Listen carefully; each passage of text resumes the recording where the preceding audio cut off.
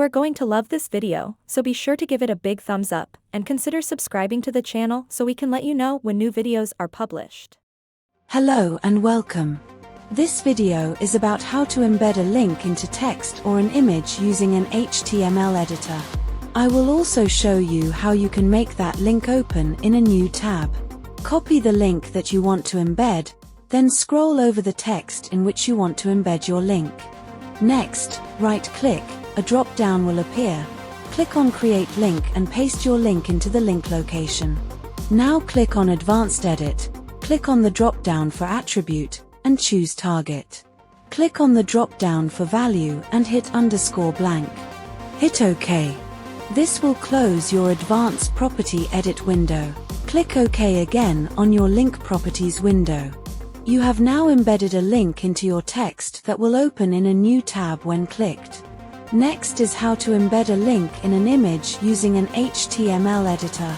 Upload your image to your file manager or an image storage site such as Imager, which is imgur.com. Copy the image address, then click on Insert near the top left on your editor, then click on Image, and paste the image URL where it says Image Location.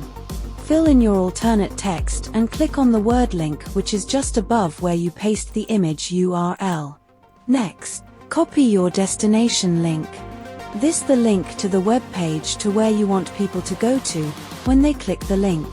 Paste your link into the link location box and click on Link Advanced Edit.